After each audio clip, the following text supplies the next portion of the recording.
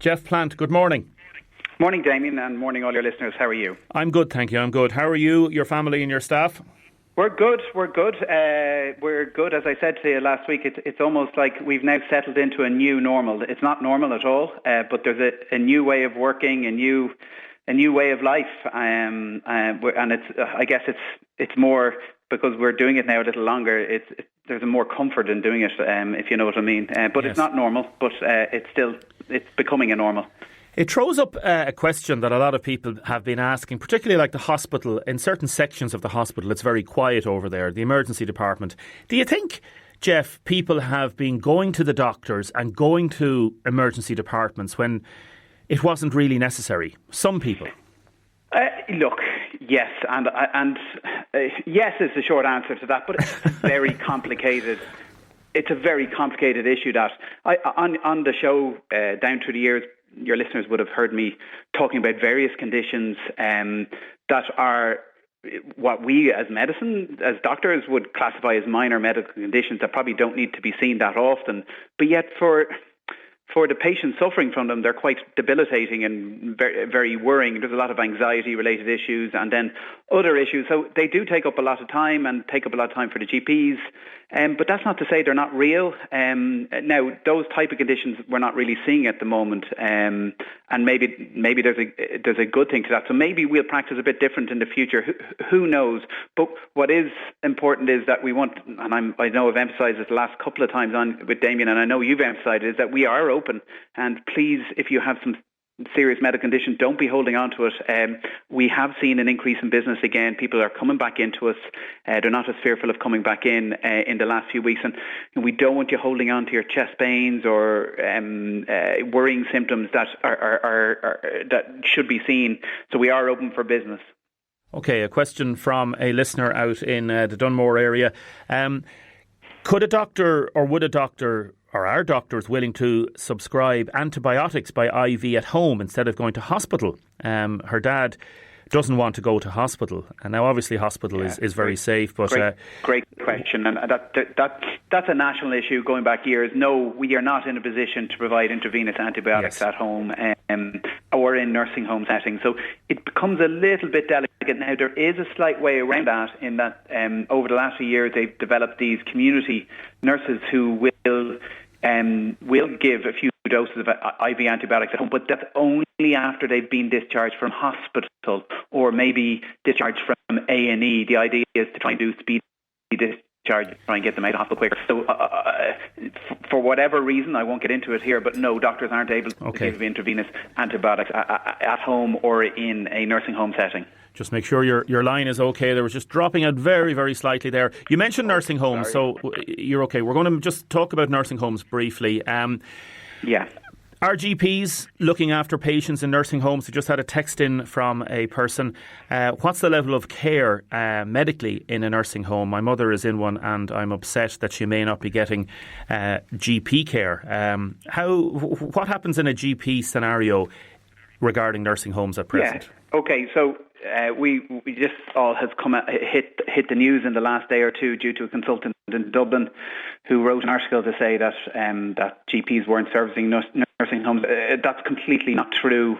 Definitely not true. Now, GPs are working in a very different way to what we were pre the COVID crisis. So, as I've said to you on the programme a few times, if a regular patient is ringing through, we can deal with a lot of stuff by phone. After the phone call with the doctor, if they still need to come in, we bring them in to be seen. The same goes for nursing homes. Now, I look after Mooncoin Residential Nursing Home from the chiropractic patients there, and I know my patients very well out there, and I am able to deal, and I have been for many years able to deal with my patients via phone call a lot of the time. But when I'm needed out there, I will still go and see them and do rounds and things like that. So patients are being well serviced in nursing homes at the moment in Waterford. I can promise you that from a GP point of view. Yes, things might be slightly different. We deal with maybe a little bit more over the phone, but when patients are sick, they're still being seen, they're still being sorted. So, for example, I'll give you a great example. Yesterday, I do a round in my nursing home, and now from a legal point of view, we have to see our patients every so often. And there's a fear from GPs and from the nursing homes that we don't want to be the vectors of COVID going into a nursing home. I'm sure your listeners and you can understand that, Damien. You do not want to be the person who unconsciously causes an outbreak. Yeah. So I was able to do a ward round. Now, when I go and do my ward rounds in the nursing homes normally, I will often just say hello to them, a quick chat, and talk to the nurses what issues are there. Now, if the patient needs to be examined, I'll examine them, of course. But I'm able to do mine by Skype at the moment.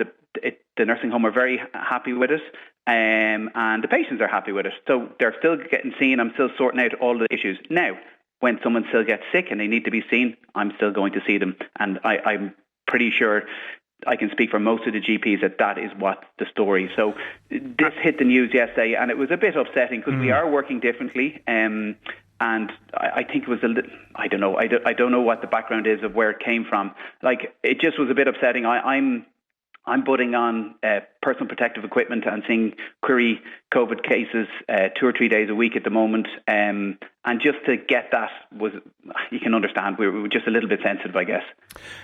Just on that then, if somebody contracts COVID and if they're in a nursing home, another texter texted in, I presume then that the COVID procedures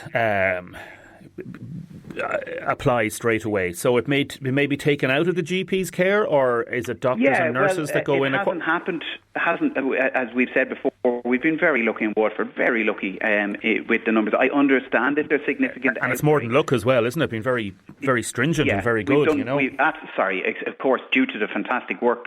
Sorry, Damien, of course. No, but look, it comes into it as well. I know what you mean. Yeah. Every one of us are obviously doing great at the moment. But yes, if there is an outbreak in a nursing home, I've been led to believe, and I'm not sure in this, that special teams may come in and take over, and that has happened in Dublin a few times. Yes, very good. Okay. Yeah. The INMO, the Nurses and Midwives Organisation, just issued a statement a second ago now. I don't know if you've seen this, but it's welcomed a change in the national policy. The national policy now mandates face masks in all settings for any healthcare workers who provide care within 2 metres of a patient. It also applies to any of their colleagues who come within 2 metres for more than 15 minutes. So it looks like now we're getting to that phase where face masks are going to be worn by healthcare workers. What do you think of that? Yeah, I think even since the beginning of this, we used to talk about things changing every week, but it's changing every 12 hours. Now, it's calmed a little bit, but yeah, the face mask thing seems to be shifting a little bit. I read a good article yesterday about that in these countries that it may be compulsory in some countries even for everyone to wear face masks outside. Now, I don't think that's going to happen here just yet, but it's more from an altruistic side in terms of you protecting everyone else. I know in our own practice, if we are consulting with patients face-to-face, we're often putting masks on, particularly if there's going to be less than 2 metres. So if we have to do an examination or take bloods, we are using that system already. Okay. Do you think this may be just a case that if they had said to everybody to wear face masks from the very start, there would have been a shortage of face masks for healthcare workers? Yeah, I definitely think that. Definitely think that. But the other thing, Damien, and for your listeners to understand, is this is a brand new situation and a brand new virus. And, you know, often the way medicine and science work is that research takes place. It takes place over a long period of time to prove something is effective or not effective. So you can imagine the pressure that the people who make these decisions are under, both from the science that's coming in, from the demands of the patient, and to manage the public and the resources that are available. It must be very, very difficult. And, you know, when new information is coming all the time, it is tough to make these decisions. So at the beginning of this, you know, the face mask thing was slightly, the thinking on it is slightly different to what it is now. And now it hasn't changed an awful lot, but it is different. So I think we will. Yeah, I think there will be changes to the face mask situation, but you know, I'd hate to see it that there's thousands of face masks out there, and then me or someone who's seeing a query COVID patient or the COVID teams in the hospital not having access. I mean, that would be a disaster. Yeah. I am a little concerned. I guess I'm a little bit worried. I feel we're coming towards it's about a week and a half left before they might start lifting some of the measures.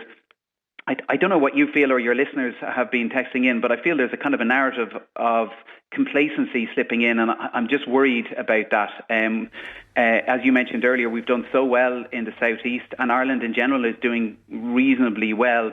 But all it takes is a change in mentality, and for this to have a significant outbreak very quickly, and for the numbers to change very, very quickly. So, I've noticed it driving around. I've noticed this in the shops and stuff. People are becoming a little bit more relaxed, or going, not obeying the rules as much. So I just encourage all the listeners that please keep this up. It's for everyone's good. I know it's tough, but it is saving lives, and we have actively, and everyone at home has already saved significant numbers of lives by complying with the recommendations. So try not to take the foot off the pedal now. We are going to be living with this for a long time, Damien. This virus ain't going away. So there will be new restrictions out in public, and hopefully people will obey them. Until a vaccine comes in, we may have period of time where the restrictions are lifted, and then there might be an outbreak again, and we have to all kind of go back to where we were. So this isn't going to be over come, May the 5th? This isn't going to be over. There's going to be lots of things, and we're all going to have to settle in. I use the words at the beginning, settle into a new norm. Geoff, mind yourself, your family and your staff. Okay, thank you, Damien. Bye-bye. Thank you very much. Dr. Geoff Plant there.